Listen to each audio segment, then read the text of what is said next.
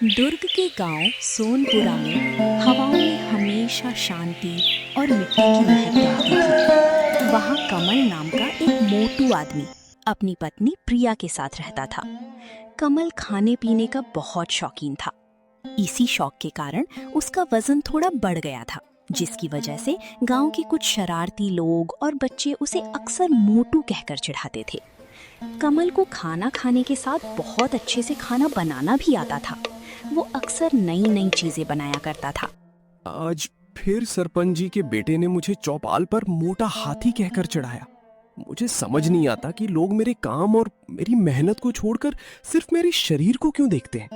अरे कमल, आप उन खाली बैठे लोगों की बातों पर क्यों ध्यान देते हैं? उनका तो काम ही है दूसरों में कमियां निकालना। लेकिन प्रिया, मुझे बुरा लगता है। मैं भी गांव में अपनी एक पहचान बनाना चाहता हूँ।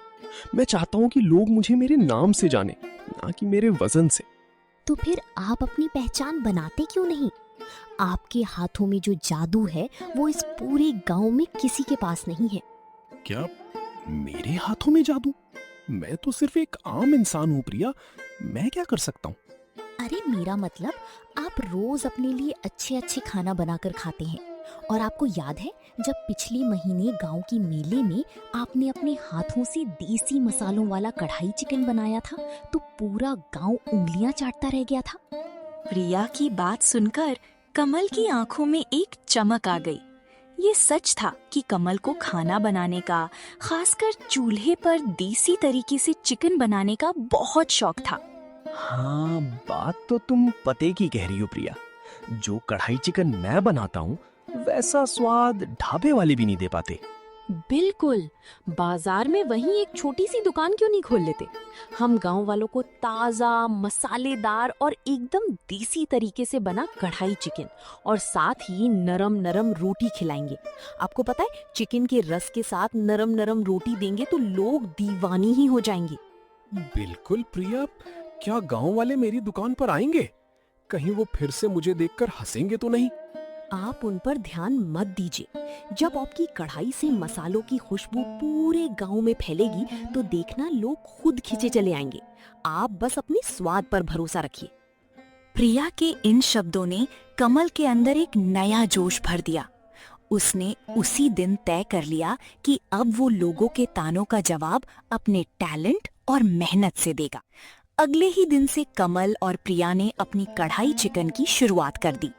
कमल सुबह सुबह पास के बाजार से एकदम ताजा चिकन और अपने खास खड़े मसाले लेकर आया। अरे कमल दादा, आज सुबह सुबह ही चिकन लेने आ गए। आज मुझे 10 किलो चिकन दे दो भाई। आज से मैं अपनी एक नई शुरुआत करने जा रहा हूँ। गांव में कढ़ाई चिकन की दुकान लगाने वाला हूँ। दुकान के चक्कर में सारा चिकन खुद ही मत खा जाना। सब दुकानदारों को बिना कुछ जवाब दिए कमल अपने घर आ जाता है। उसने मिट्टी के चूल्हे पर लकड़ियां जलाईं और एक बड़ी सी लोहे की कढ़ाई चढ़ा दी। कमल ने अपने मसाले भूनने शुरू कर दिए। पास में उसके कटे हुए बहुत ही सुंदर चिकन और प्याज और बाकी अन्य मसाले रखे हुए थे। आज तो मैं ऐसे मसाले भूनूंगा कि इसकी महक सीधे सरपंच जी के घर तक जाएगी। आज गांव वालों को असली देसी कढ़ाई चिकन का स्वाद मिलेगा। हाँ जी, मैंने भी बढ़िया वाले नरम नरम रोटी बना दिए हैं। चिकन के साथ गरम गरम रोटी खाने का मजा ही कुछ और होगा। धीरे धीरे कढ़ाई में प्याज और टमाटर भुनने लगे। जैसे ही कमल ने उसमें अपने हाथ से पिसे हुए खास देसी मसाले डाले और साथ ही अपना चिकन डाल दिया, कुछ देर में एक बेहद ही स्वादिष्ट और ललचाने वाली खुशबू हवा में घुल गई। कमल अपना चिकन रोटी तैयार करके गांव के बाजार के पास में ही अपनी दुकान लगा लेता है। बोर्ड पर लिख देता है, कढ़ाई चिकन। अरे अमित, ये इतनी गजब की खुशबू कहाँ से आ रही है? ऐसा लग रहा है जैसे किसी बड़े शहर के ढाबे में खाना बन रहा हो। हाँ राजेश, खुशबू तो एकदम कड़क है। मेरे तो मुंह में पानी आ गया। चलो चलकर देखते हैं कि माजरा क्या है। खुशबू का पीछा करते हुए राजेश और अमित उसी रास्ते पर आ गए जहां कमल की दुकान थी।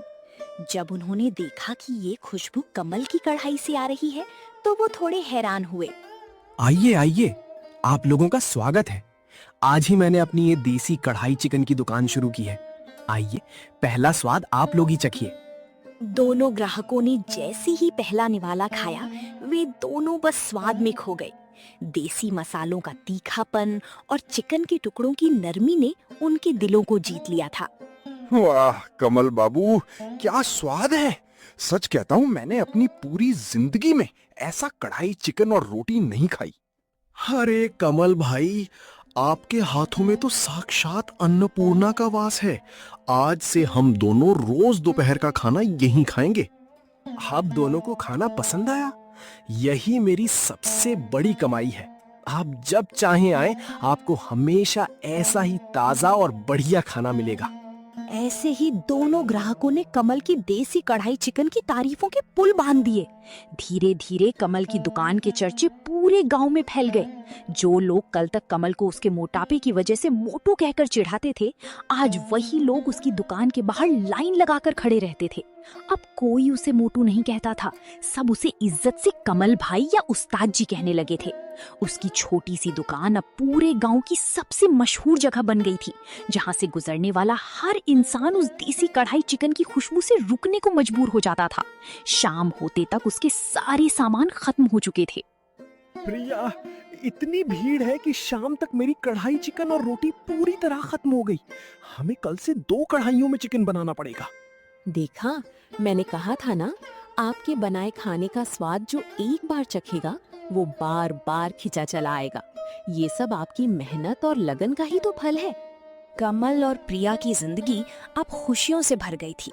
कमल की मेहनत रंग ला रही थी और उसकी दुकान शानदार चल रही थी। लेकिन कहते हैं ना, कई बार अपनी ही सफलता अपनों की आंखों में खटकने लगती है। कमल का बचपन का दोस्त विनोद उसकी इस तरक्की को देखकर अंदर ही अंदर जल भुन रहा था।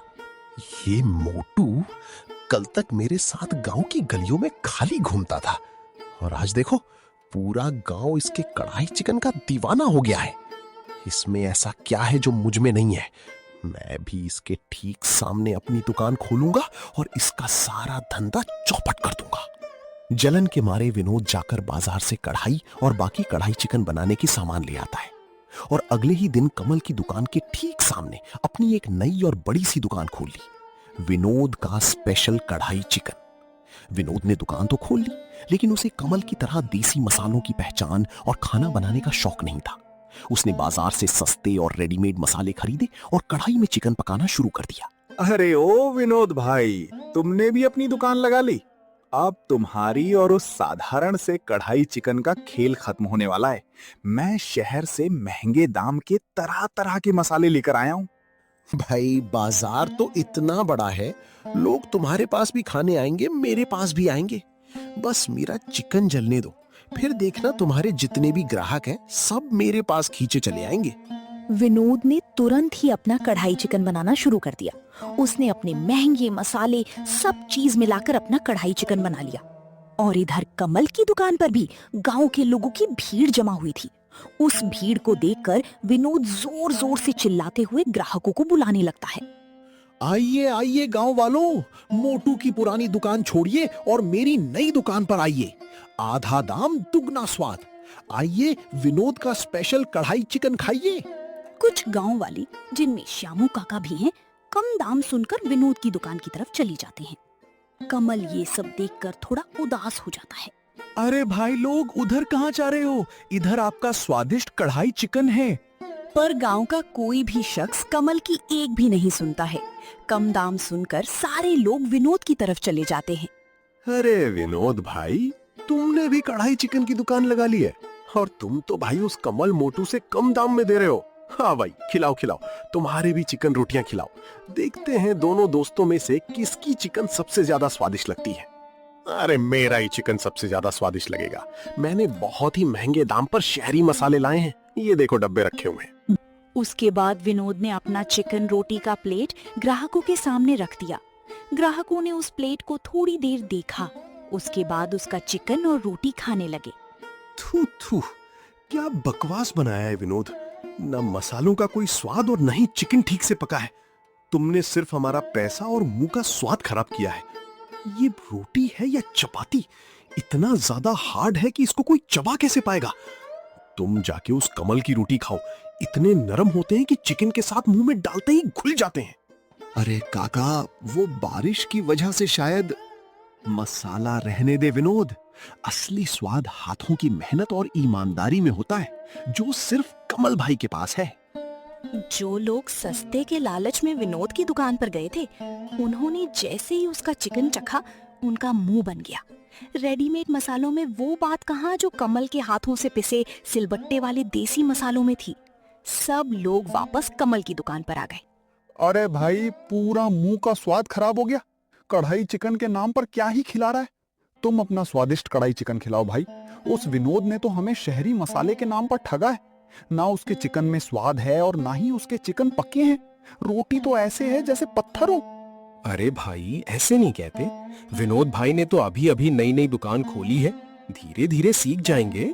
उसके बाद कमल ने अपना गर्मा गर्म कढ़ाई चिकन और नरम नरम रोटियां ग्राहकों के सामने परोस दी।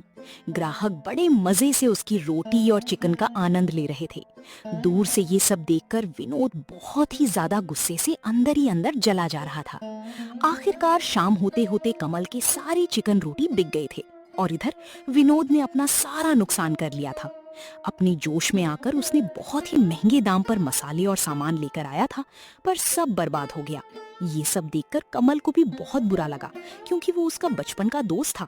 कमल चलकर विनोद के पास गया। यहाँ क्यों आए हो कमल? मेरी बर्बादी का तमाशा देखने आए हो? यहाँ से जाओ, मुझे तुमसे कोई बात नहीं करनी है। अरे विनोद भाई, तुम मुझे गलत समझ रहे हो। हम तो बचपन के दोस्त हैं। मैं तो चाहता था तुम्हारी भी दुकान चले, लेकिन दुकान सिर्फ महंगे मसालों से नहीं, आदर और व्यवहार से चलती है। तो मैं क्या करूं? मेरा तो इतना सारा नुकसान हो गया ना। अरे तुम चिंता मत करो, गांव वालों को मेरा चिकन पसंद है ना। तुम एक साफ सुथरी चिकन की दुकान खोलो। मैं तुमसे रोज ऐसे ही 10 किलो चिकन लेकर ही जाऊंगा और बाकी गांव वाले भी कुछ तुमसे खरीदेंगे। इससे तुम्हारा भी धंधा चलेगा और मेरा भी धंधा चलेगा। कमल की बातें सुनकर विनोद धीरे धीरे पिघलने लगा और उसकी बातें सही भी लगने लगी। वो तो अंदर से यही चाहता था कि उसका दोस्त उसके साथ मिलकर काम करे। क्या सच में दोस्त, तूने मुझे माफ कर दिया? हाँ दोस्त, हम दोनों मिलकर गांव में अपना अपना धंधा चलाएंगे। कमल की बातें सुनकर विनोद खुश हो जाता है और अगले ही दिन से विनोद अपना एक साफ और सुंदर चिकन का दुकान खोल लेता है, जहाँ से कमल चिकन लेकर जाता था और अपना टेस्टी टेस्टी कढ़ाई चिकन और नरम नरम रोटियां बनाया करता था। अब दोनों दोस्तों की दुकान गांव में बहुत ही अच्छे से चलने लगी।